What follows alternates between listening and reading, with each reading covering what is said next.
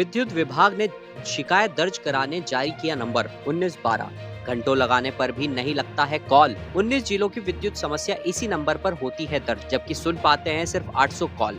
विद्युत उपभोक्ता हो रहे परेशान। ये है विद्युत विभाग की शिकायतों का अंधेरा। शहर या घर में कहीं भी विद्युत प्रदाय में गड़बड़ी होने की स्थिति में बिजली कंपनी ने अपना हेल्पलाइन नंबर 1912 जारी किया है, जिस पर उपभोक्ता अपनी शिकायत दर्ज करके समस्या का निराकरण करा सकते हैं। परंतु यह 1912 नंबर लगाने में उपभोक्ताओं के पसीने छूट जाते हैं और उपभोक्ता की यही एक परेशानी है कि वह बिजली से जुड़ी शिकायत दर्ज करने के लिए कॉल सेंटर के नंबर 1912 पर आसानी से शिकायत दर्ज नहीं करा पा रहे हैं, जबकि प्री मानसून और मानसून सीजन में यह परेशानी और ज्यादा बढ़ती दिखाई दे रही है।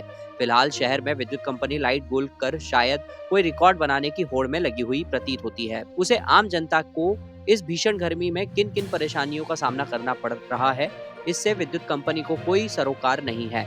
जबकि मेंटेनेंस के नाम पर लगभग पूरे वर्ष विद्युत कंपनी लाइट की कटौती लगातार करती है, परंतु उसके बाद भी हालात अभी तक ज्यों के त्यों बने हुए हैं। इस मई माह में तो मानो के विद्युत कंपनी लाइट कटौती में कोई कीर्तिमान स्थापित करने वाली है और बगैर किसी पूर्व सूचना के मनमर्जी वाले तरीके से शहर में विद्युत कटौती की जा रही है।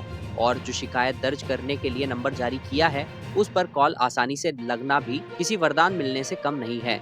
जानकारी के अनुसार 16 जिलों के विद्युत उपभोक्ताओं को अपनी शिकायत दर्ज करने के लिए एक ही नंबर डायल करना होता है, जो नंबर विद्युत कंपनी ने जारी किया है। ऐसी स्थिति में उस नंबर का व्यस्त आना साधारण बात है, क्योंकि जानकारी के अनुसार 16 जिलों में लगभग 41 लाख विद्युत उपभोक्ता हैं और शिकायत दर्ज करने के लिए इतने लोगों के पास सिर्फ एक ही नंबर है, वह भी 1912। विद्युत उपभोक्ताओं को परेशानियों का सामना इसलिए भी करना पड़ता है कि इस एक शिकायत नंबर पर एक साथ सिर्फ 800 लोगों के कॉल ही अटेंड किए जा सकते हैं। 801वें नंबर का या उसके बाद के लोगों के कॉल स्वयं ड्रॉप हो जाते हैं, जिससे उनकी शिकायत दर्ज नहीं हो पाती है।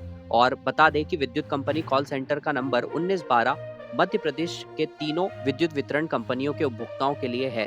जितने जिले जिस कंपनी के दायरे में आते हैं, उन जिलों के नंबर अपने अपने कंपनी क्षेत्र के कॉल सेंटर में दर्ज होते हैं।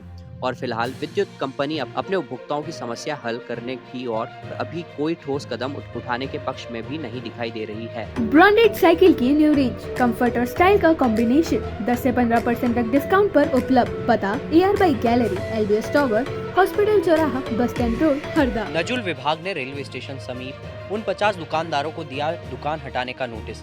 विधायक दोगने ने कहा कि लोगों से छीनी जा रही रोजी रोटी। शहर के रेलवे स्टेशन रोड पर कुछ दिन पूर्व नजुल विभाग ने करीब उन 50 दुकानों को चिन्हित कर अतिक्रमण बताते हुए 3 दिन में हटाने के आदेश दिए थे, जिस पर तहसीलदार राजेंद्र पवार द्वारा शुक्रवार को फिर से दुकानदारों को नोटिस देकर 20 मई को उनके न्यायालय में उपस्थित होने के आदेश दिए हैं। नोटिस मिलने के बाद दुकानदारों में हड़कंप मचा हुआ है। रोजी रोटी से बेदखल होता देखकर दुकानदारों ने नेताओं एवं अधिकारियों के पास जाकर दुकानें तोड़ने की कार्रवाई रोकने के लिए मदद की गुहार लगाई है। पटवारी द्वारा दुकानदारों को सूचना पत्र देकर 3 दिन में अतिक्रमण हटाने के निर्देश दिए थे, लेकिन अतिक्रमण नहीं हटने की स्थिति में अब तहसीलदार न्यायालय ने नोटिस दिया है, जिसमें कहा गया है कि अतिक्रमण नहीं हटाने पर मध्य प्रदेश भू राजस्व संहिता 1959 यथा संशोधित 2018 की धारा 248(1) के तहत कार्रवाई करते हुए अधिकतम अर्थदंड अधिरोपित किया जाएगा। अधिकारी ने कहा कि 20 मई को सुबह 10 बजे न्यायालय में दुकानदार उपस्थित होकर पक्ष समर्थन कर सकते हैं। विधायक डॉक्टर रामकिशोर दोगने ने इस कार्रवाई का विरोध किया है। विधायक दोगने ने कहा कि सरकार को किसी का रोजगार छीनने का हक नहीं है। वहां स्थित लोग करीब बीते 50 सालों से वहां व्यापार कर रहे हैं।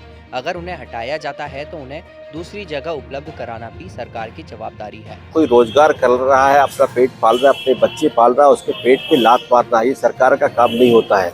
चाहे नगर पालिका की सरकार हो, चाहे प्रदेश की सरकार हो या जिला प्रशासन हो, किसी को भी उनको ये अपने रोजगार से हटाने का हक नहीं है। मैं तो ये कहूँगा 50 साल से हम भी देखते आ रहे हैं, जब से पैदा हुए हैं यहाँ पर, वो देख रहे हैं हमारी उम्र से जब से लोग वहाँ दुकानदारी कर रहे हैं, और उनको हटाने का मतलब ही नहीं होता है। आपको हटाना है, कोई सौंदर्यीकरण करना है, तो आप उनको जगह उपलब्ध कराएं, आप उनकी व्यवस्था करें। तो 50 साल से करो। अच्छा, इसके ब्रांडेड साइकिल की न्यू रेंज, कंफर्ट और स्टाइल का कॉम्बिनेशन 10 से 15% तक डिस्काउंट पर उपलब्ध। पता ER बाई गैलरी, LBS टावर, हॉस्पिटल चौराहा, bus stand road, Harda. Harda Indore national highway पर हुआ सड़क हादसा, कार और पिकअप की हुई जोरदार टक्कर। हरदा में रविवार की सुबह इंदौर बैतूल नेशनल हाईवे पर सुकनी नदी के पास एक सड़क दुर्घटना में 2 लोग घायल हो गए। दरअसल तेज रफ्तार कार और पिकअप की भिड़ंत हो गई, जिसमें 2 लोग घायल हो गए। बताया जा रहा है कि पिकअप में टमाटर रखे हुए थे जो हरदा से इंदौर की ओर जा रही थी। तभी सुकनी नदी के पास यह एक्सीडेंट हो गया। टक्कर इतनी जोरदार थी कि दोनों ही कारें बुरी तरह से क्षतिग्रस्त हो गई।